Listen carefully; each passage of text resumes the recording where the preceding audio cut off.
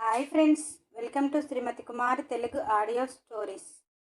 152 భాగాల లింక్ని డిస్క్రిప్షన్లో ఇచ్చాను. ఈరోజు వేదాగ్ని పార్ట్ 153. రుద్రిక కళ్యాణ్ అరుగున వస్తే తాను కూడా డ్రెస్ అయ్యి తనే వెనకే కళ్యాణ్కి తెలియకుండా వచ్చింది. కళ్యాణ్ చేస్తున్న చిన్నెలు మొత్తం చూసింది. వేద్ లైన్లో ఉన్నాడు అని డాడీ అని గట్టిగా కేక వేయబోయింది. కళ్యాణ్ ఒక్క చిటిక వేయగానే ఇద్దరు లేడీస్ వచ్చి రుద్రిక మౌత్ క్లోజ్ చేసి గట్టిగా పట్టుకున్నారు. కళ్యాణ్ రుద్రికకి కన్ను కొడుతూ డాన్లాగా వేదుతో మాట్లాడుతున్నాడు. వేదు ముందు నా బేటీతో మాట్లాడాలి అనగానే కళ్యాణ్ సర్దుకుని, మామ 7 days జర్నీ తర్వాత నిన్ననే రెస్ట్ దొరికింది అనేసి నిన్నా అని సిగ్గుపడుతూ, నైట్ నిద్రపోలేదు, అది నిద్రపోతుంది, ఇప్పుడు అప్పుడే లేవదు, మీకోసం నా నిద్ర చెడగొట్టి తీసుకొచ్చారు మావయ్య అని బేలగా అన్నాడు. వేద్ సరే, లంచ్ తర్వాత అయినా కానీ నా బేటీతో మాట్లాడాలి, నువ్వేమి కంగారు పడకు. కళ్యాణ్ ఇక్కడ దాకా తెలుసుకున్న వాడిని ఆ డాన్ని లైవ్లో చూడలేను అంటావా? అయినా ఏదో ఆఫర్ చేస్తున్నాడు కదా, చూద్దాం ఏం చేస్తాడో అని జాగ్రత్తగా ఉండమని చెబుతుంటే కళ్యాణ్ గుండెల మీద చెయ్యి వేసుకొని కాల్ కట్ చేసి మరొకసారి చిటిక వేశాడు.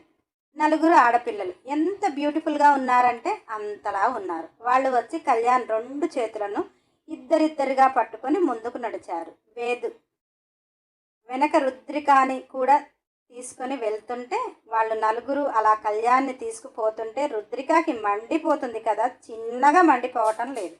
అప్పుడప్పుడు కళ్యాణ్ వెనకకు చూస్తూ రుద్రిక రగిలిపోవటం చూస్తూ ముసిముసిగా నవ్వుకుంటూ ఒక పెద్ద హాల్ లాంటి చోటికి వెళ్ళారు.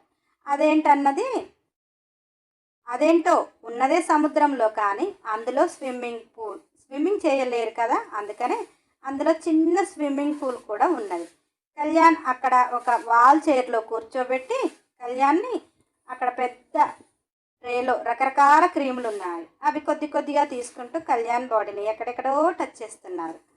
రుద్రికాని కూడా కళ్యాణ్ పక్కన అలాంటి వాల్ చైర్లోనే కూర్చోబెడితే కోపంతో తను లేస్తుంటే హ్యాండ్స్కి లెగ్స్కి ఆటోమేటిక్గా చైర్ నుంచి లాక్స్ వచ్చాయి, రుద్రికని కదలకుండా చేశాయి.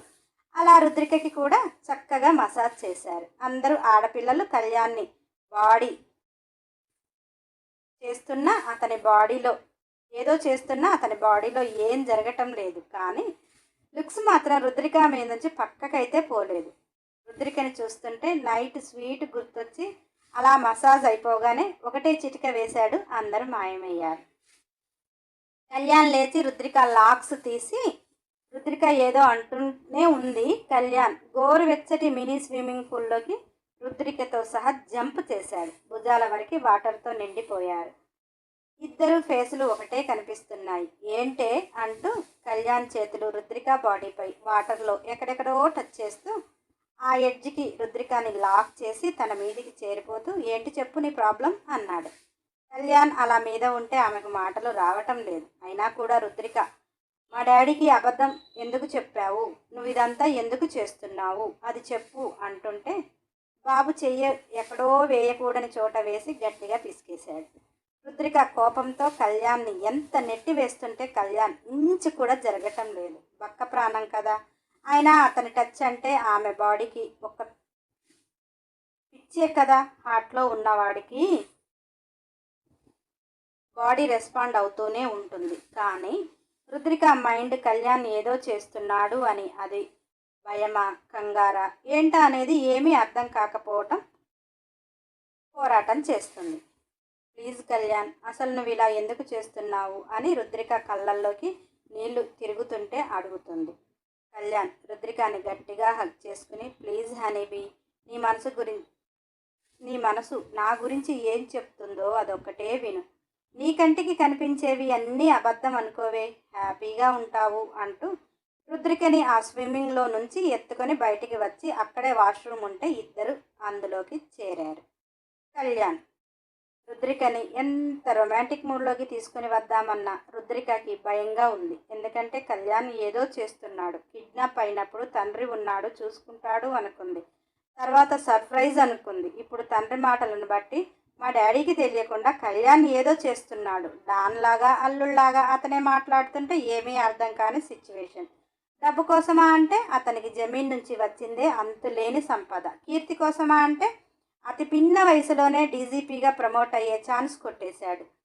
రూల్స్ని బ్రేక్ చేయలేక హోల్డ్లో పెట్టేశారు గవర్నమెంట్. డబ్బు కోసం కాదు, కీర్తి కోసం కాదు. లాయర్ కదా, కొంచెం ఆలోచిస్తుంది కానీ ఏంటి అనేది అర్థం కావటం లేదు. కళ్యాణ్ ఏమో చెప్పటం లేదు. రుద్రిక కాస్త భారంగా శ్వాస తీసుకొని, కళ్యాణ్, నువ్వు మా డాడీని మోసం చేయటం లేదు కదా అన్నది. కళ్యాణ్, లేదే, నేనెవరిని మోసం చేయటం లేదు, కానీ కొన్ని చెప్పుకునే సిచ్యువేషన్లో లేను. అలా నేను చెప్పటం లేదు అని నువ్వు ఇలా డల్గా ఉంటే నాకు అసలే చిన్న బుర్ర, అది అసలే పని చేయదు అన్నాడు. రుద్రిక చిలుక్కున నవ్వేసింది. కళ్యాణ్, నువ్వు ఇలా నవ్వితే నా మనసుకి ఎంతో హాయిగా ఉండి నా మైండ్ ఎంతో రిలీఫ్గా ఉంటుందో తెలుసా. లవ్ యూ హనీబీ అంటూ పెదవులు అందుకోబోతుంటే రుద్రిక, నువ్వు ఎవరిని మోసం చేయలేదు అని ప్రామిస్ చెయ్యి అన్నది. కళ్యాణ్, నాకు ఇష్టమైన మా మమ్మీ పైన, అంతకంటే ఇష్టమైన మీ మమ్మీ పైన, నా పంచప్రాణాలైన నీ పైన ప్రామిస్. నేనెవరికి ఏ ప్రాణహాని చేయటం లేదు, ఎవరిని మోసము చేయటం లేదు అన్నాడు. రుద్రిక మనసు కాస్త కుదుట పడింది. ఆమె అంతటా ఆమె కళ్యాణ్ పెదవులు అందుకొని పైనుంచి వాటర్ పడుతున్నాయి. పెదవులు పంచుకున్నాక తనువులు ఆగుతాయా? అవి అంతకంటే పోటీ పడుతున్నాయి. అవి పోటీ పడుతుంటే వయసు ఊరుకుంటుందా? వయసుకు దాహం ఎక్కువ కదా. వయసు దాహం ఒక్క రోజుతో తీరదు. ఎంత ఆస్వాదించినా కానీ అదేంటో ఎప్పుడు కొత్తగానే ఉంటుంది మనసులో కలిసిన బంధంలో. అలా ఇద్దరు ప్రేమగా ఒకటయ్యి ఫ్రెష్ అయ్యి ఇద్దరు కూడా బాత్ రోబోట్తో బయటికి వచ్చారు. అక్కడే డ్రెస్సింగ్ రూమ్ ఉంటే ఇద్దరు డ్రెస్అప్ అయి డైనింగ్ టేబుల్ మీద కూర్చున్నారు. వడ్డించటానికి వస్తుంటే కళ్యాణ్ చెయ్యి అడ్డు పెట్టి ఎవరిని రావద్దని చెప్పి ప్లేట్ తీసుకొని తానే వడ్డించుకొని రుద్రాకి తినిపిస్తూ తాను తిన్నాడు. ధనుష్ అక్కడికి వచ్చాడు. కళ్యాణ్, నువ్వు కూడా టిఫిన్ తినరా అంటుంటే రుద్రిక షాక్. అన్నయ్య, నువ్వు కూడా కిడ్నాప్ అయ్యావా అన్నది. ధనుష్, లేదు బంగారం, నువ్వు ఒక్కదానివే కిడ్నాప్, ఇదంతా బావ ప్లాను. బావా, నీకోసం మాట్లాడటానికి చాలామంది వచ్చారు. ఒక అరగంట వస్తే ఒక షిప్ లోడుకు రెడీ అవుతుంది, తర్వాత మీకు ఫ్రీ టైం దొరుకుతుంది అన్నాడు. కళ్యాణ్, రేయ్, కొత్తగా పెళ్ళయింది, మీ చెల్లితో టైం స్పెండ్ చేయాలి అని నాకు ఉంటుందనే కదరా మీ అందరినీ మామకు తెలియకుండా సెట్ చేసుకున్నాను అంటుంటే రుద్రిక, అంటే వీడు హయ్యర్ స్టడీస్ కోసం అన్నాడు, మరి డాడీ ఎంక్వైరీ చేస్తేనో అంటుంటే ధనుష్, నేను వెళ్ళిన చోట ఒకడు చదువుతున్నాడులే, అవన్నీ తర్వాత, కానీ బావా తప్పదు, రావాల్సిందే మీటింగ్కి అన్నాడు.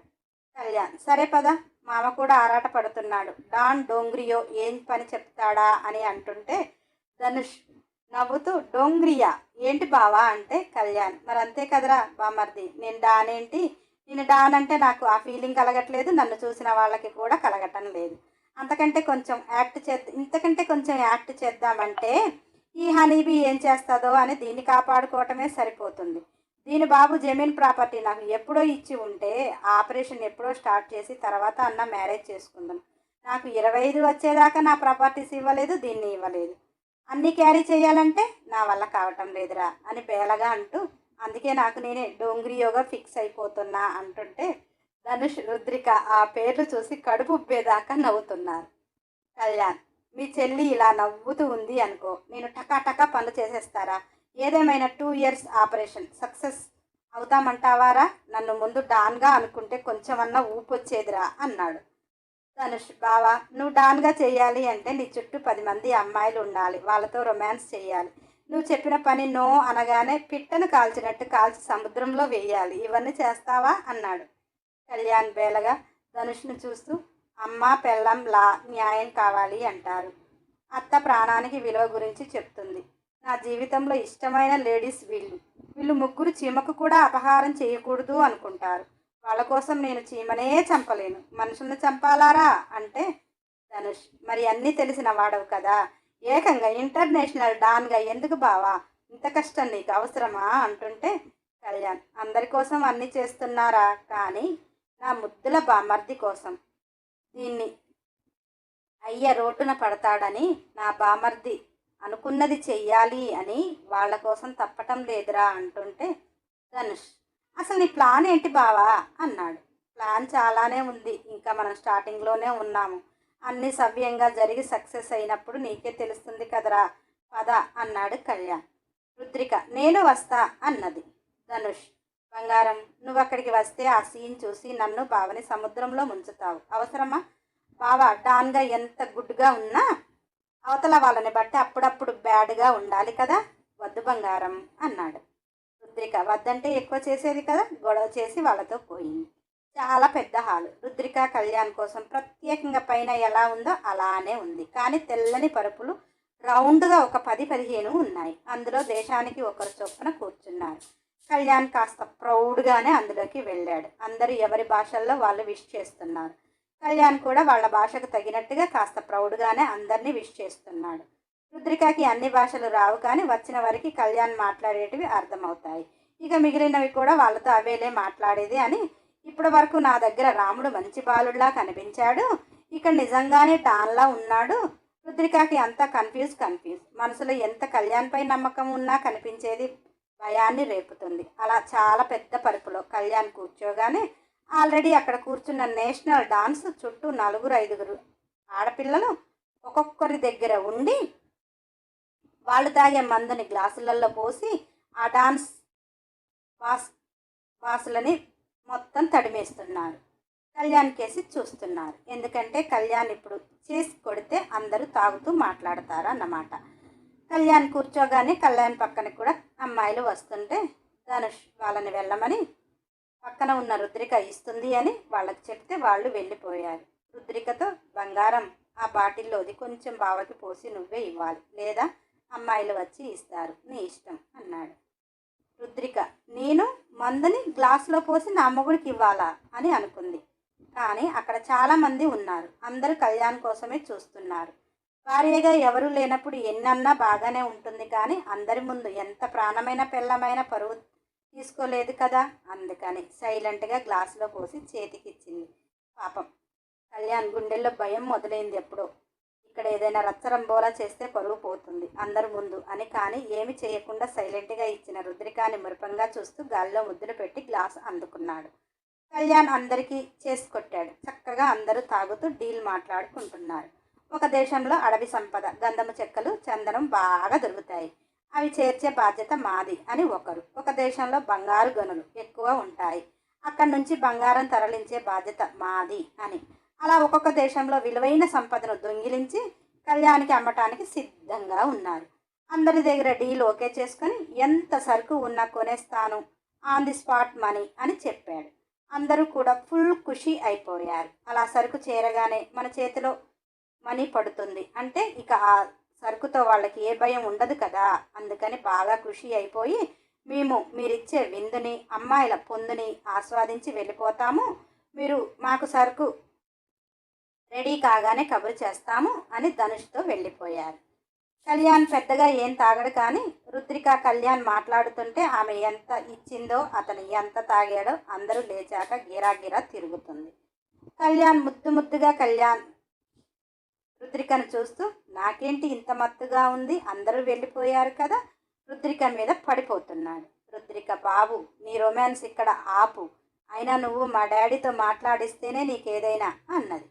కళ్యాణ్ టైం చూసి కొడతారా ఆడవాళ్ళు, పద మన రూమ్కి వెళ్ళాక నీ బాబుతో మాట్లాడదు అంటూ ఊగుతూ లేచాడు.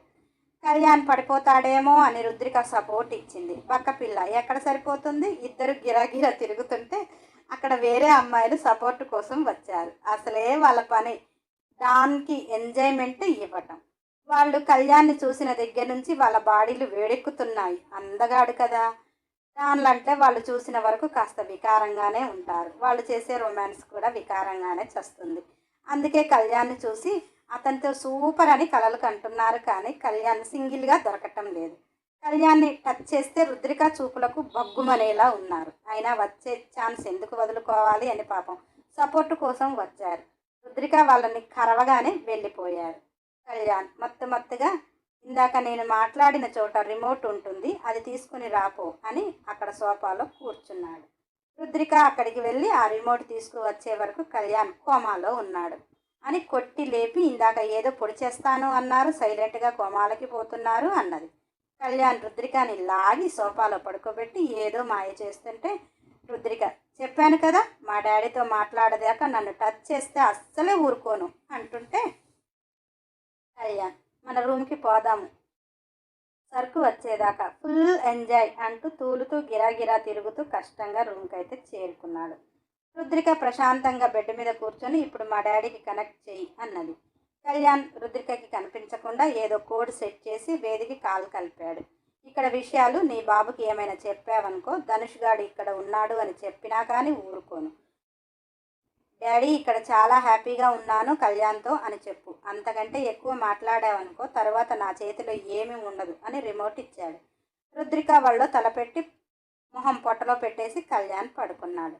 రుద్రిక ఎదురుగా పెద్ద స్క్రీన్లో వేదు కనిపించాడు. ఒక్కసారిగా ఎగ్జైట్ అయిపోతూ డాడీ అంటూ మాటలు మొదలుపెట్టింది. అక్కడ వాతావరణం అవన్నీ చూసిన వేదు కాస్త మనసు నిమ్మలం చేసుకున్నాడు. ఎందుకంటే అది బ్యూటిఫుల్గా ఉంది కదా అక్కడ లొకేషన్. ఆ డాన్ ఎవరో కానీ మంచిగానే చూసుకుంటున్నాడు బిడ్డని అల్లుణ్ణి అని అనుకుంటున్నాడు. వేద్ అంతా ఓకే కదా బేటీ అనగానే రుద్రిక డాడీ ఈ షిప్పులో ఇదే కాకుండా ఇంకా చాలా ఏదేదో చెప్పాలని చూసింది. కళ్యాణ్ నడుముని గట్టిగా పిండి మీ డాడీకి ఒక్క ముక్క చెప్పినా అంటూ ఇటు చూడు అన్నాడు. కళ్యాణ్ చేతిలో నైఫ్ తోటి ఇంకొక హ్యాండ్ కట్ చేసుకోవటానికి రెడీగా చూపిస్తున్నాడు. రుద్రిక షాక్.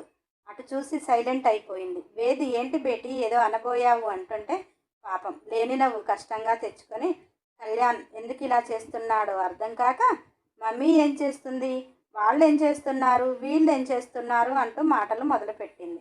అందరూ మాట్లాడాక రుద్రికనే రిమోట్ కట్ చేసింది. వెంటనే కళ్యాణ్ జుట్టు పట్టి లాగి ఏంటి బెదిరిస్తున్నావా ఏంటి పని అంటుంటే కళ్యాణ్ నా ఆపరేషన్ కంప్లీట్ అయ్యేదాకా ఇక్కడ ఏది లీక్ అయినా కానీ నువ్వు సేఫ్గా మీ పప్పా దగ్గరికి వెళ్తావు కానీ నీకు ఇక నీ మొగుడు ఉండడు అన్నాడు. రుద్రిక ఒక్కసారిగా కళ్యాణ్ని హగ్ చేసుకొని ప్లీజ్ అలా మాట్లాడకు, చావైనా బ్రతికైనా నీతోటే, కానీ నీతో హ్యాపీగా ఉండాలి, ఏ రిస్కులు ఉండకూడదు అని ఒక తపన తప్ప నాకు వేరే అయ్యే ఆలోచన లేదు కళ్యాణ్ అని ఏడుస్తుంటే కళ్యాణ్ హనీబీ ప్రామిస్గా నీతో హ్యాపీగా ఉండాలని నాకు ఉంది, కానీ చెప్పాను కదా కొన్ని చెప్పుకోలేని కారణాలు నీకు అర్థం కావు, అలా అని ఇప్పుడు నువ్వు నా పక్కన లేకుంటే ఈ పని చెయ్యలేను, ప్లీజ్ అర్థం చేసుకో అంటూ తన ఒడిలో నిద్రపోయాడు. కళ్యాణ్ని బెడ్ మీద పడుకోబెట్టి అలా బయటికి వచ్చి సముద్రపై నుంచి వచ్చే గాలిని ఆస్వాదిస్తూ ఏదో ఆలోచిస్తున్న రుద్రిక దగ్గరికి ధనుష్ వచ్చి ఏంటి బంగారం లంచ్ చేయరా, మీరు లంచ్ చేయలేదని వచ్చాను అంటే రుద్రిక బాధగా అన్నా ఇక్కడ ఏం జరుగుతుంది, ఇప్పుడు ఇదంతా ఎందుకు చేస్తున్నారు అని బాధగా అడిగింది. ధనుష్ ఇక్కడ ఏం జరుగుతుంది అంటే స్మగ్లింగ్, అంటే దేశంలో ఉన్న స్మగ్లర్స్ వాళ్ళ దేశంలో ఉన్న సంపదను కొల్లగొట్టి 10 రూపాయల సొమ్ము రూపాయికైనా కానీ అమ్మేస్తారు. దాన్ని కొనటానికి బావ ఈ అవతారం ఎత్తాడు, కానీ ఎందుకు ఏమిటి అనేది కూడా నాకు తెలియదు. ఒకటి మాత్రం క్లియర్గా చెప్పాడు, నా బామర్ది పరిశోధన కంప్లీట్ కావాలి అంటే, వాడు అనుకున్న ఆశయం నెరవేరాలి అంటే వాడు డాడీ సపోర్టు సరిపోదు అని మాత్రం చెప్పాడు. అప్పుడే నాకు అర్థమైంది, నీకు తెలియదు కానీ బంగారం, రుద్ర రేపు సైన్సిస్ట్గా దేశంలోకి రోగము అనే శత్రువు దొరబడినా కానీ ఎదుర్కోవటానికి ఇమ్యూనిటీ బూస్టర్ని సక్సెస్ చేస్తే ఆ సక్సెస్ వెనకాల చాలా పెట్టుబడి ఉంటుంది. ఆ ఫార్ములా తెలుసుకున్నాక దాన్ని అమ్మేస్తే వాళ్ళు పెట్టిన దానికి 1000 రెట్లు కూడా ప్రాపర్టీ వస్తుంది. కానీ రుద్ర ఆ ఫార్ములాని రుద్రికా హాస్పిటల్కి అంకితం చేసి ఆ మెడిసిన్ని పేద ప్రజలకు ఫ్రీగా ఇస్తూనే ధనవంతుల దగ్గర డబ్బులు వసూలు చేస్తారు మెడిసిన్ అమ్మేసి. అలా ధనవంతులకు అమ్మిన డబ్బుతో పేదవాడికి ఉచితంగా ఇస్తాడు. అక్కడి వరకు లెవెల్ అవుతుంది, కానీ ఆ ఫార్ములా రెడీ అయ్యే వరకు చాలా ఖర్చు అవుతుంది. అలా అని బావ ఈ వ్యాపారం చేస్తే సెట్ అయ్యేది కూడా కాదు. మరి ఇది ఎందుకు చేస్తున్నాడు అనేది నాకైతే అర్థం కాదు. ఎందుకంటే బావకున్న జమీను ప్రాపర్టీ కంటే ఇక్కడ వీళ్ళతో చేసే బిజినెస్ ఏమంత గొప్పది కాదు. కానీ బావ ప్లాన్ అయితే నాకు తెలియదు బంగారం. ఒక్కటి మాత్రం చెప్తాను, నీపై ఎంత ప్రేమ ఉందో, నీ ఫ్యామిలీ అంటే అమ్మ నాన్న తమ్ముడు, నీ మీద కంటే కూడా 1% రుద్ర మీద ఉంది అని చెప్తాను. అది ఎందుకని నాకు తెలియదు, కానీ వాడి లైఫ్ని వాడి హ్యాపీని అన్ని పక్కన పెట్టి అంత చిన్న వయసులో డాడీ మాట కోసం దేశ ప్రజల కోసం చేస్తుంటే మా అందరికీ వాడు రాజు. వాడి రాజ్యానికి మా వంతు సహాయం మేము చేస్తున్నాం. అది ప్రేమతో, నాకైతే ఇంతే తెలుసు అన్నాడు. నెక్స్ట్ ఎపిసోడ్ కోసం సబ్స్క్రైబ్ చేసుకునే వారు ఉంటే చేసుకుని బెల్ ఐకాన్ టచ్ చేసి ఖచ్చితంగా ఒక లైక్ చేయండి, కంపల్సరీ కామెంట్ ఇవ్వండి, వీలైతే షేర్ చేయండి. మన ఛానల్లో కంప్లీట్ అయిన స్టోరీలు చాలా ఉన్నాయి, ప్లేలిస్ట్లో పెట్టాను, నాన్ స్టాప్గా వినండి. మీ యొక్క లైక్, మీ యొక్క కామెంట్ పడిన కష్టాన్ని హ్యాపీ చేస్తుంది.